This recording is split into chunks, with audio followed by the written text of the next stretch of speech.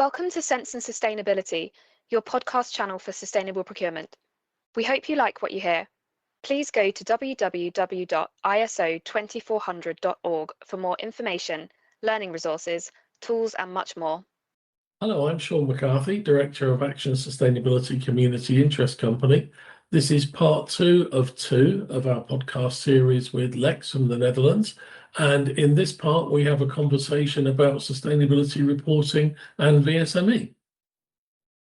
Lex, talk to me about reporting, and specifically, obviously, there's some new relatively new EU legislation around CSRD, but now we're looking to expand that into the supply chain and into smaller businesses. So, would you like to talk to us about that? Yeah, well, let's first make a start about sustainability reporting. I've been a big believer in reporting. And here's why. I was working at my consulting firm somewhere in 2008, 2009. And I started to note that people that were actually making, or companies that were actually making sustainability reports were growing faster building their program than the companies that were not. And I think that has something to do with, when you put out a formal communication, the boss wants to read it.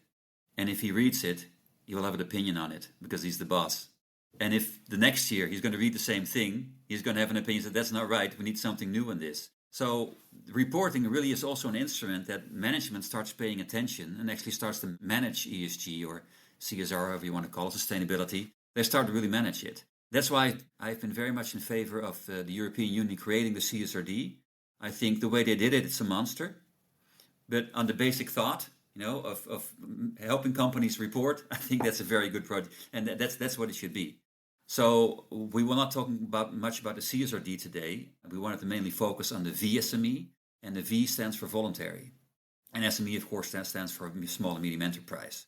And how voluntary it may seem, it may not be so much. Because what the European Union is trying to do here is they're trying to say to all these CSRD companies that have to make the report, if you start asking your questions to your supply chain, please use the VSME.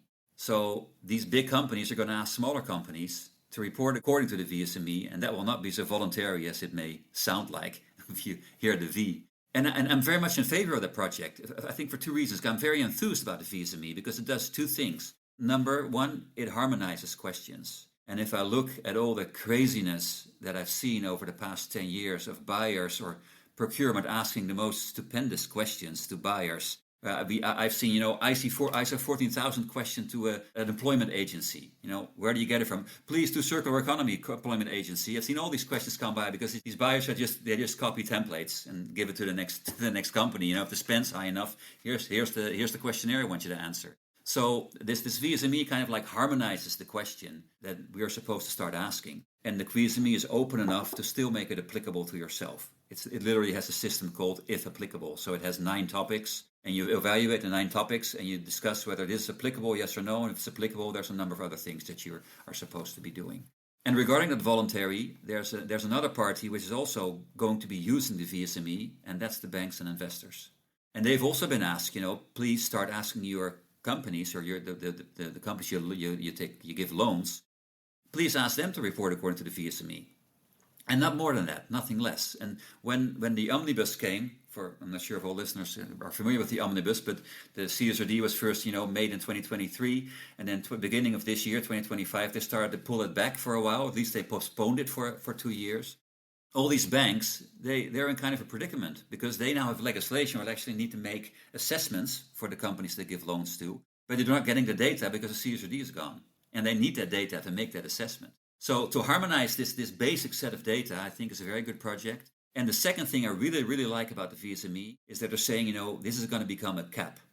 So best, procurement or banks, please give them the VSME, but don't ask more than the VSME.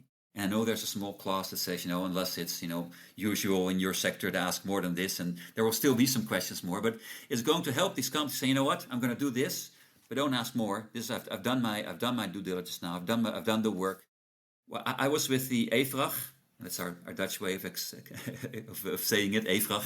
You probably see EFRAG.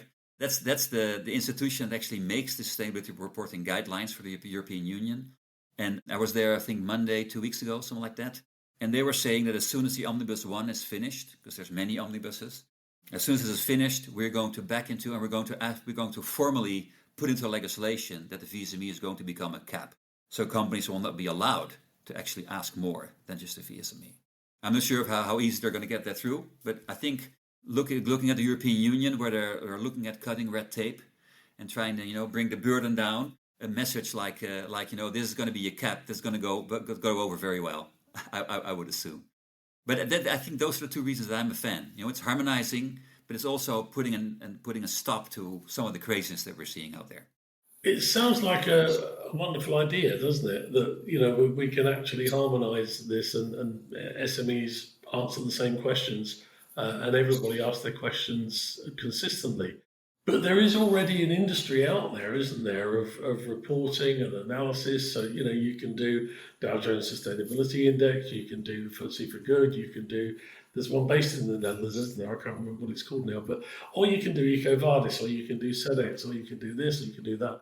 How do we get from the sort of alphabet soup that we've created already of sustainability reporting down to what appears to be a good concept of VSME? And I like you, some aspects of it. I like the if applicable piece. That's really, really important because that chimes with what we've done in ISO 2400 around setting priorities.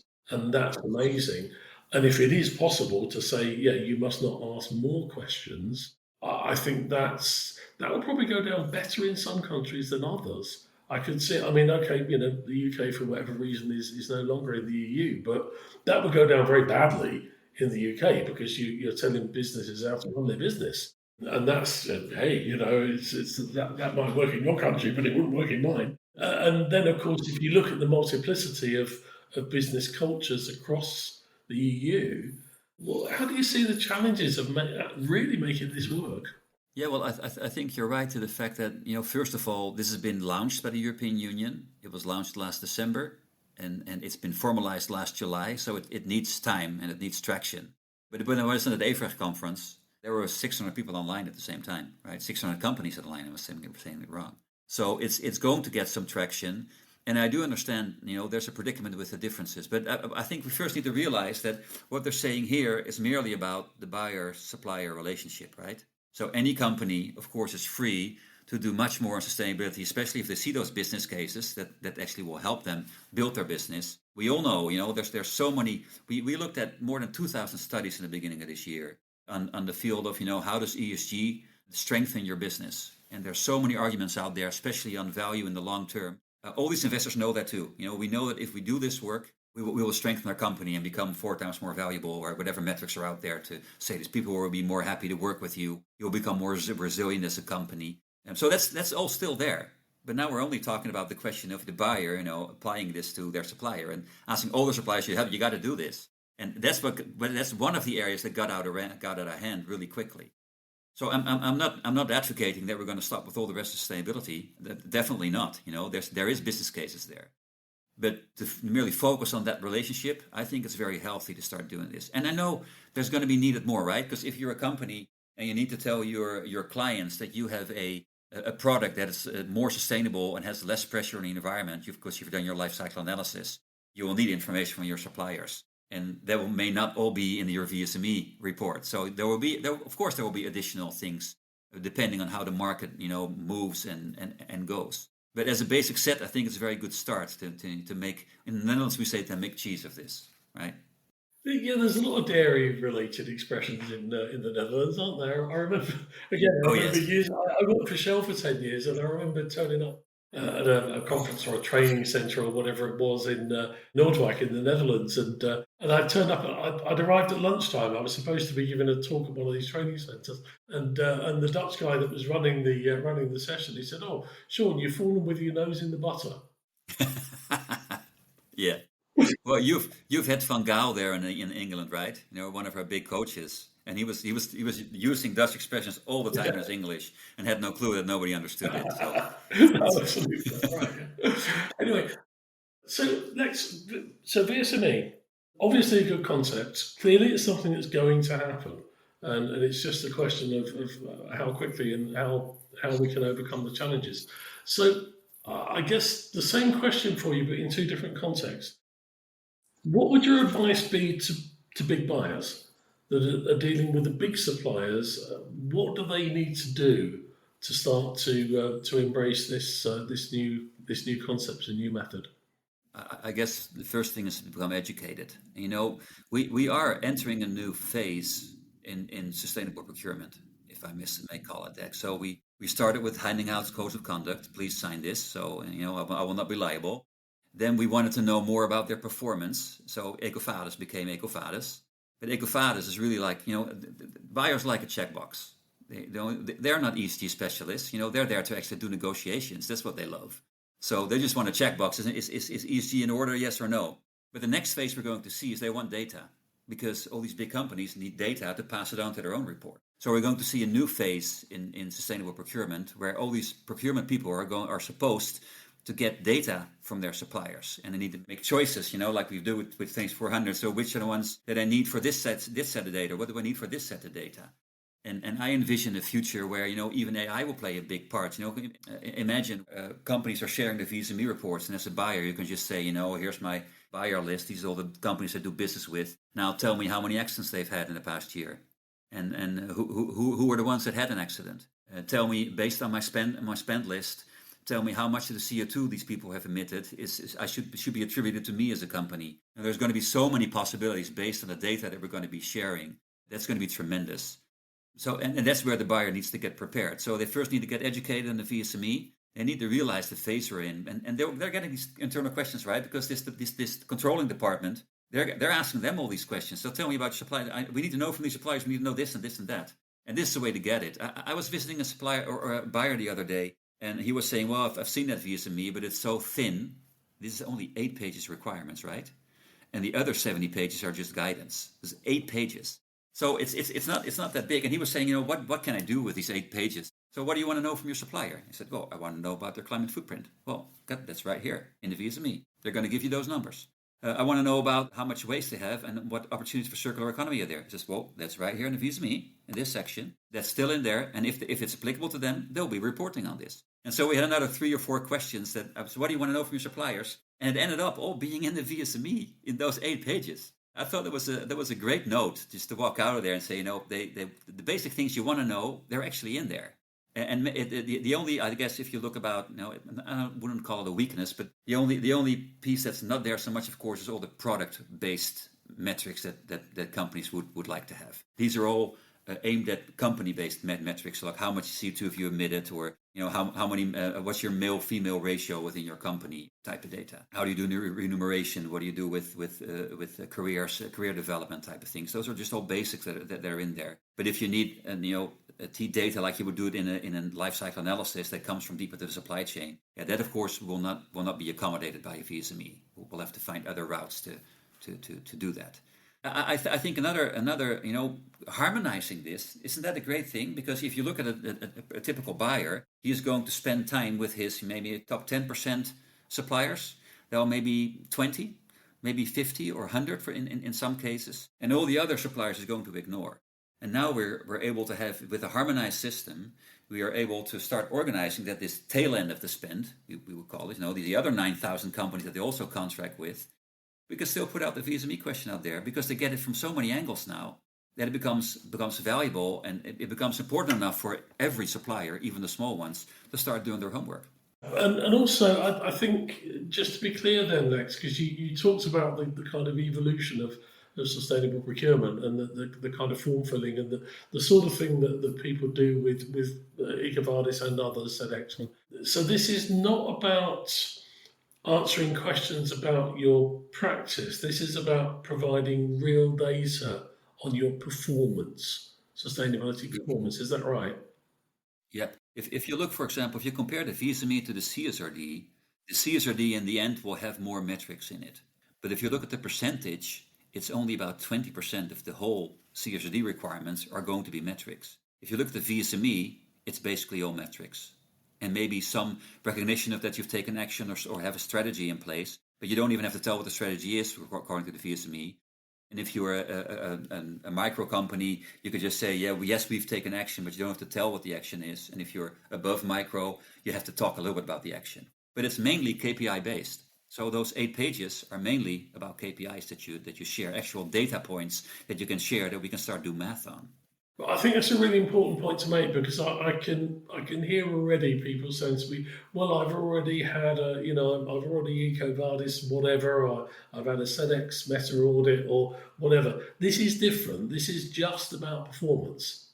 It's not about practice. This is about data, yes. And if you look at some of these, I've often explained the difference between what we call assurance or verification and certification and what a data initiative like this would do. Well, if you're verifying a report, right, then they would probably report, we've killed 11 people last year with our cars, just ran over them. And then the assurance provider will say, you know what, I've looked at your books, and it's not 11, it's 12. So you have to write 12.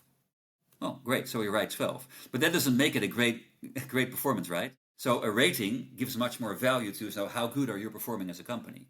And a certification is more like a set of requirements, and you get a diploma based on the set of requirements that actually lay in there. So these may seem similar or the same because they're all type of assessments, but they serve very different purposes. And if we look at the VSME, it's going to be very much data driven. It's going to be very, very well possible that EcoVadis, who, for example, would perform a rating based on the VSME reporting set. The VSME itself doesn't do that. It's not going to be a rating or how good are you doing this. It's going to be deliver raw data on what you'll be doing with your company. Yeah, it's really important, I think, to recognise that, because if you look at some of these rating type questionnaire based organisations, it has value. It provides you with some information about your supplier. What VSME is doing is really focusing on that performance element. Lex, another question for you. Well, the same question actually, but in a different context. What would your advice be then to smaller businesses? If you're a small business quaking in your boots, oh my God, yeah, more stuff is coming at me. What would your advice be to them? I'm thinking because we recently had a kind of a fun case of some very people that were known in media. And they started a company with silk flowers, and they started to put claims into the market that their silk flowers would be much more sustainable than the ones that we grow in the greenhouses that we have in the Netherlands. And technically, actually, I think they were right. They are right, because I know what those greenhouses take. But they didn't have any substantiation. They didn't have life cycle analysis. They didn't have anything less than that, just nothing. And so our consumer market authority were saying to them, you cannot claim this if you don't have the proof on this. I'm not sure how I got there, Sean. Yeah, it was actually. I think we are getting to the answer. Is what would your advice be to small businesses? Yeah. Well, maybe first of all, to small businesses, the VSME, I said it's about 8-9 pages of requirements. For small business, actually only 3 pages. They have 2 sections in the VSME. They're called the B section and the C section. And if you're a micro company, only B is applicable to you, so the 3 pages. And if you are bigger than a micro, up to the CSRD, level, then the B and C are both applicable to you as a company. Being a micro company and making a B section report is really not that much work. It's and some of these things you're probably doing anyway. You're keeping metrics on how many people you have in house and what the male female ratio would be. You are doing career development with your people, so it's not even that difficult to write that down. But I think if you're a small company, where the first predicament comes is that you might not be used so much to registering things. And of course, you need to start registering things to be able to pull data together, to pull a number together on a certain KPI. So the first step that you would start is just start registering based on the list that you've looked at. You can go through the applicable list if applicable. If you're smaller, most likely less topics will be applicable, although it also kind of depends whether you're a service company or whether you're a product company where you make products. If you make products, there will be more items applicable. But if you're a service company, the topic health and safety you probably pass by. Although, of course, we have topics in health and safety that's applicable, like stress or like ergonomics, but they're not that relevant that they should be already becoming part of these type of reports. So if you're a small company, it starts with registering. It starts with giving a really good look at the 9 topics, which ones will be applicable, and then I would actually be very confident that it's not going to be that much work for you to actually pull this together. So don't panic then, is the message. It's not that scary. Yeah, it's not that scary. No, because, as I say, you kind of tend to immediately, you you look at EU, as you say, trying to reduce the red tape and the bureaucracy, you're immediately thinking of something that's going to be terribly bureaucratic and time consuming. But it feels like this has been really well put together for smaller businesses. So it makes it easy for them to do the right thing. Yeah, of course, there's comments from stakeholders that say it's too thin. It's not enough. But if you look, for example, in the difference between B and C, in B they simply ask you how much fuel did you use, how much gas. In the C section, they will ask you to turn it into CO2. The B company, the microwave, doesn't even have to do that. They just report how much diesel was used. So they've gave very much thought on that level of what should I ask when to who. No, that's fantastic. So yeah, this is obviously, your message, this is coming. You and I have obviously already been discussing maybe we're going to look at a webinar in the new year where we're going to bring together some leaders from across Europe to talk about this subject and to explore it in a bit more detail. So this is the starting point of potentially a bigger discussion around VSME, because it is so important, and even for countries obviously like the UK, United States, etc., that aren't in the EU, it's still going to be important because everybody is being touched by CSRD. I know a lot of businesses in the States that either operate in Europe or they've got customers in the European Union, whatever, that they're having to do CSRD because their customers are demanding it, because roads lead back to the EU one way or another, and certainly I'm seeing an awful lot of interest and demand coming through for CSRD in the UK and in the United States, despite the fact that it's not legislation in those countries. So I think this is something, those of you that are listening to the podcast, please do share it, and don't just think it's a European thing, because the influence of the EU is so powerful now that actually this is something that all across the world is going to be applicable. And if it's something that helps organisations like your Silk Flower Company to actually pull together the evidence to say our product, our service, or whatever is sustainable. If you're a buyer, yeah, you're going to ask your suppliers, to get your VSME data, and they're not going to care whether you're based in the Netherlands, in the UK, or Vietnam, or Brazil. They want that data set from you.